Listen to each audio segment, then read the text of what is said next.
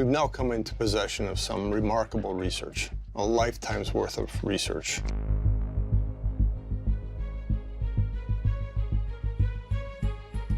See, we're ready to rock and roll.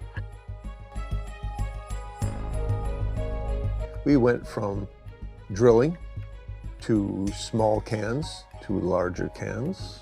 I'll let you fill in the blank. First, they found the journal, then the hidden shaft, and then the treasure itself, a mind-boggling $110 million in pirate gold. Rick La-gina has finally solved the Oak Island mystery, but you won't believe what happened next. Deadly flood tunnels activated after 300 years threatened to reclaim the entire discovery.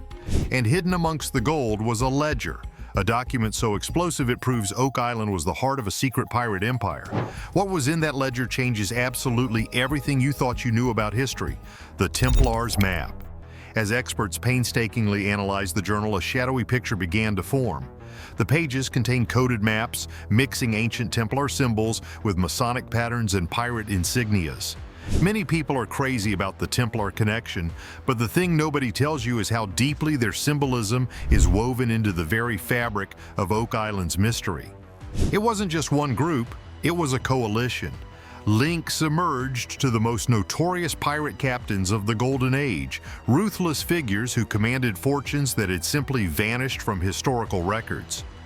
See where the darker area? Yeah. There's a whole bunch of boards in there. Rick began to cross-reference the symbols with known pirate lore, and a wild theory took shape. Oak Island wasn't a simple burial ground. To put it mildly, it was a transatlantic vault, a secret bank for a network of pirates and privateers who needed a safe place to store their immense, ill-gotten wealth far from the prying eyes of European empires. This journal was the key. Armed with this new information, the team turned to modern technology. What many overlooked in the past was the limitation of their tools, but now, using multi-frequency sonar and ground-penetrating radar, they scanned the area around the money pit. The results were astounding. The scans revealed a series of voids deep in the earth, chambers that defied any natural explanation. They were layered, perfectly aligned, and clearly man-made, matching geological surveys from the 1800s that had, until now, been dismissed as fantasy. Local legends of booby-trapped tunnels and glimmering chests of gold suddenly seemed less like folklore and more like eyewitness accounts. Every story, every whispered rumor now demanded serious attention. The crew mobilized, bringing in high-pressure drilling rigs and advanced scanning equipment. The atmosphere on the island was electric. The weight of over 200 years of failure pressed down on them, but so did the thrill of being closer than anyone had ever been before.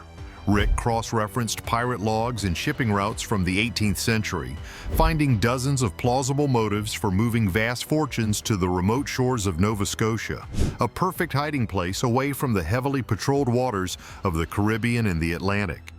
Then the technology gave them the final piece they needed. The scans revealed a previously unknown vertical shaft, extending hundreds of feet deeper than any previous drilling attempt. It was reinforced with ancient wood and metal that had somehow withstood the crushing weight of the earth for 3 centuries. You could go back, I'd just move over here. Right, in the next hole, 5 feet away. As the engineers debated the very real risk of a catastrophic collapse, Rick's determination was unshakable. The potential payoff, gold, gems, and priceless historical artifacts, was too immense to ignore. The tension in the war room was so thick you could cut it with a knife. Every shadow on the sonar screen felt like a promise, and every creak of the ground felt like a warning. They were standing on the verge of history, about to drive a drill into the heart of a legend. But digging into the earth was one thing, facing what was inside was another. The descent into darkness. The descent was a journey into another world. The temporary rope ladder swayed as the team lowered themselves into the narrow, freshly drilled shaft, leaving the sunlight and fresh air behind. Down they went, foot by foot, into the suffocating darkness. Flashlight beams cut through the black, dancing off slick walls of damp stone and the dark, petrified grain of centuries-old wood. The low hum of handheld sonar units was the only sound accompanying the creaks of the ladder and the groans of the support timbers far above. Maybe we should try mounting the camera on the side of the bucket right now. I think that's a great idea. Can you rig that up, Scott? Yep.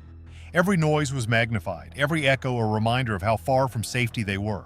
Claustrophobia was a physical presence, pressing in from all sides, a constant reminder that one wrong move, one slip, could be the end. The air itself was a relic, thick with the smell of damp earth, oxidized metal, and decaying timber, the scent of the past breathing down their necks. Rick's eyes were everywhere at once, scanning the shadows for signs of structural weakness while searching for the telltale glint of treasure he had envisioned for so long. The original beams supporting the shaft, likely placed there in the early 1700s, creaked ominously with every movement. Engineers, their voices tight with tension over the radio, debated the need for additional supports. Every single step required absolute precision. You see, the original builders had designed this place to be unstable, a trap for the unwary. The slightest shift in weight could dislodge the carefully packed earth and send tons of debris crashing down, burying them forever. It was a slow, agonizing process, a battle of nerves against time and gravity. Amid this almost unbearable tension, they started finding things. Tucked into the cracks and crevices of the shaft were small artifacts, tarnished coins from the Spanish Empire, a rusty medallion bearing a skull insignia, and broken tool fragments. Some were clearly of pirate origin, while others likely belonged to the privateers and rogue merchants who were part of this secret network. Each find was a whisper from the past, proof of long-term activity in this underground labyrinth. These weren't just random items dropped by accident, they were markers, breadcrumbs left by those who came before. Then they saw it. At first, it was just a faint reflection off the chamber wall, a tiny glimmer of golden light deep in the darkness. The crew froze, their breaths catching in their chests. They were on the threshold of a discovery that would make all the years of hardship, all the money spent, and all the lives lost to this island worth it.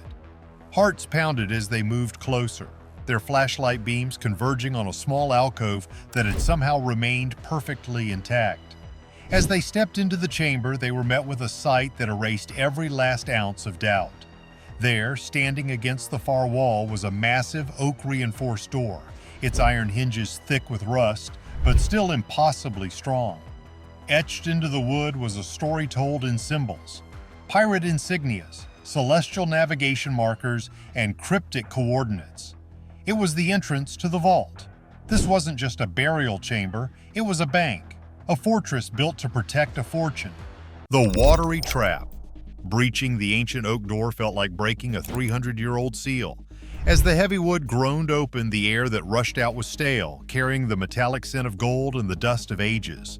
The sight that greeted them was, to put it mildly, breathtaking. The chamber was not a chaotic pile of loot, it was organized like a vault. Rows of gleaming gold bars were stacked neatly on sturdy wooden pallets. Many of the bars were stamped with intricate pirate insignias, personal marks of the captains who had deposited their wealth here. Nearby sat massive oak chests, their lids thrown open as if in a hurry, overflowing with a cascade of gold coins, shimmering gemstones, diamond necklaces, and other priceless jewelry. The sheer volume was almost impossible to process. Rick ran a hand over the rough wood of a chest, feeling the immense weight of history beneath his fingertips. He and the team began a quick, almost frantic initial assessment. Based on the size of the gold bars and the number of chests, the staggering total came into focus: $110 million. It was a figure that was hard to even comprehend, a king's ransom from a lost era. Experts later confirmed the origins of the coins, identifying mints from Spain, France, and the Caribbean. The dates ranged from 1650 to 1720. Perfectly aligning with the golden age of piracy and validating centuries of legend. But celebrating was a luxury they couldn't afford.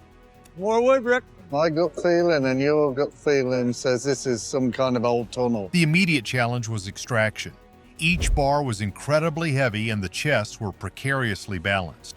One wrong move could trigger a collapse. They began to set up a pulley system, their movements slow and deliberate. It was a meticulous, almost ceremonial operation, and just as a sense of relief began to settle in, the pirates' ingenuity revealed itself in the most terrifying way possible. A crew member, shifting a heavy pallet, stepped on a loose flagstone. It sank slightly into the floor, followed by a deep grinding sound from within the walls. The thing nobody tells you about the Oak Island mystery is that the builders were not just pirates, they were master engineers. Pressure plates, hidden for centuries, had just been triggered. Suddenly, water began to surge through concealed channels in the walls, rushing toward the priceless hoard. Panic erupted. Shouts echoed through the chamber as the crew sprang into action, a synchronized frenzy of desperation. They scrambled to deploy emergency pumps and build temporary barriers to redirect the torrent. Rick watched in a mixture of horror and awe, realizing that this was the legendary flood trap in action. It was a state-of-the-art security system for the 17th century, designed to use the island's natural water table to protect the treasure from anyone who got this far. The water rose with terrifying speed, swirling around their ankles, then their knees. The chamber echoed with the roar of rushing currents and the groan of ancient timber under strain. As if on cue, the storm outside intensified. Lightning struck the trees directly above the money pit, and thunder rolled across the island, nature itself joining the centuries-long defense of the treasure. It was a battle against both man-made traps and the raw power of the elements. Every second counted as they fought to keep the $110 million from being lost forever. A conspiracy in ink. As the crew battled the rising water, their hands frantically working to save the gold, a discovery was made that dwarfed the value of the treasure itself. Tucked inside a lead-lined waterproof chest were not jewels, but documents, leather-bound journals, rolled-up maps, and coded ledgers that had been perfectly preserved for 3 centuries. The most shocking fact is that these papers exposed a secret so massive it had remained completely hidden from history. Oak Island was not the end of the story. It was the beginning. As Rick and the experts began to carefully examine the documents, still ankle-deep in the murky water, they realized the real treasure wasn't the gold. It was the information. The faded ink on the pages detailed a breathtakingly sophisticated pirate banking system. This was the central vault for a transatlantic criminal empire. The ledgers meticulously recorded deposits and withdrawals with names that read like a who's who of piracy. William Kidd, Blackbeard, and others. The maps didn't just show Oak Island, they detailed a network of other hidden vaults and caches. Every year there's been an incremental, significant approach to the money pit, right? Spanning the Caribbean, the eastern seaboard of North America, and even secret drop points in Europe. You see, these pirates weren't just raiding ships. They were running a shadow economy, a secret financial network powerful enough to challenge the empires of the day. This discovery completely rewrites what we thought we knew about pirates. They weren't just disorganized rogues, they were organized, intelligent, and visionary. They had created a system to launder and store wealth on a global scale. A heated debate erupted among the crew. What were the ethics of revealing this? Sharing this information could spark a global treasure hunt, endangering other historical sites and inviting dangerous modern-day criminals to join the search. The tension was immense, a clash between the desire for historical truth and the practical dangers of their discovery. While the scholars debated, the engineering team redoubled their efforts, racing against time in the still leaking flood tunnels. They knew they had to get every last piece of gold and every last document out before the chamber was lost for good. As night fell, the extraction continued under the cover of darkness, both to avoid media attention and for another, more chilling reason. Strange lights had been spotted flickering in the tree line on the far side of the island.